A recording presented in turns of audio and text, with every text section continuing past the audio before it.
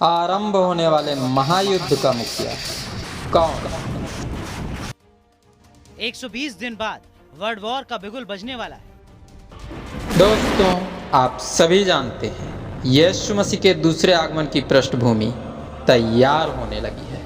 वो समय लगभग आ पहुंचा है जब प्रभु यीशु मसीह बादलों में नजर आएगा। प्रत्येक घुटना टिकेगा और हर जीभ अंगीकार करेगी यीशु ही प्रभु है। हम जान चुके हैं महायुद्ध का पहला मुखिया मागोग अर्थात चीन देश होगा।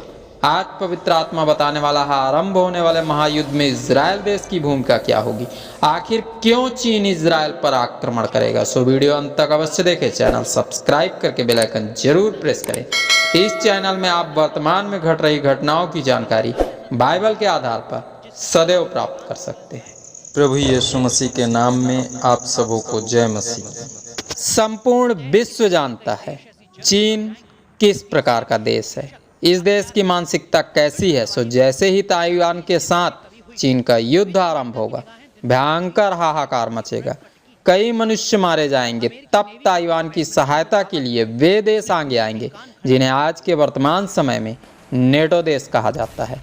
इन देशों के आगे आते ही चीन डर जाएगा और हार की डर से खींच उठेगा और महायुद्ध में हुए नुकसान की भरपाई के लिए उस देश पर आक्रमण करेगा जिस देश के साथ ताइवान के आर्थिक और वाणिज्य संबंध है। जो देश चीन के गणराज्य ताइवान के साथ विज्ञान, व्यापार और औद्योगिक क्षेत्र में जुड़ा हुआ है। दोस्तों, ये देश जिस पर चीन आक्रमण करेगा इजराइल देश है। सो अपनी कुंठित मानसिकता के कारण चीन इजराइल पर आक्रमण करके अपने नुकसान की भरपाई करने का प्रयास करेगा। पर इस आक्रमण के बाद क्या होगा, आइए यहेजकेल की पुस्तक से जानें।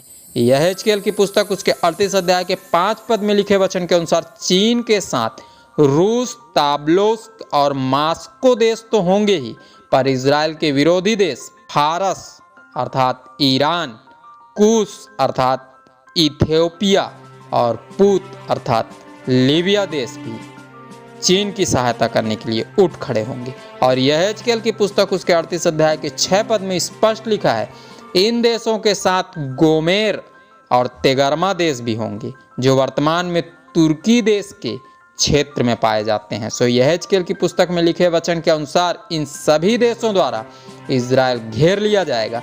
इन सभी देशों का मत होगा, इजराइल अत्यंत कमजोर है, आओ इसे लूट लें और सदियों से चल रही अपनी दुश्मनी का बदला लें, अपने नुकसान की भरपाई करें।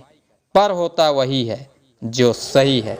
यहेजकेल की पुस्तक उसके 38 अध्याय के 13 पद में लिखे वचन के अनुसार इजराइल की सहायता करने वे देश आगे आएंगे जिन्हें पूर्व काल में तरसिस कहा जाता था। साथ ही सबा ददान के लोग भी होंगे जो इजराइल की सहायता करेंगे। सऊदी अरब के क्षेत्र को पूर्व काल में सबा और ददान कहा जाता था। स्पेन और ब्रिटेन के क्षेत्र को पूर्व काल में तरसिस कहा जाता था और स्पेन और ब्रिटेन के लोगों के द्वारा ही अमेरिका, ऑस्ट्रेलिया, न्यूजीलैंड, कनाडा इत्यादि पूर्वी देश जो वर्तमान में नेटो कहलाते हैं बसाए गए थे। अर्थात इन सभी देशों की इकट्ठा होते ही तीसरा विश्व युद्ध आरंभ हो जाएगा। आरंभ होने वाले इस महायुद्ध के एक मुखिया ने तो युद्ध की तारीख नियुक्त कर दी है, दूसरे मुखिया की घोषणा होते ही भयंकर हाहाकार मचेगा। पृथ्वी के 1/3 मनुष्य मर मिटेंगे। मेरी आशा है अब आप समझ गए होंगे यह महायुद्ध कितनी शीघ्र प्रारंभ होगा और इस युद्ध के होने के बाद राजाओं का राजा और प्रभुओं का प्रभु कितनी जल्द आसमान में नजर आएगा।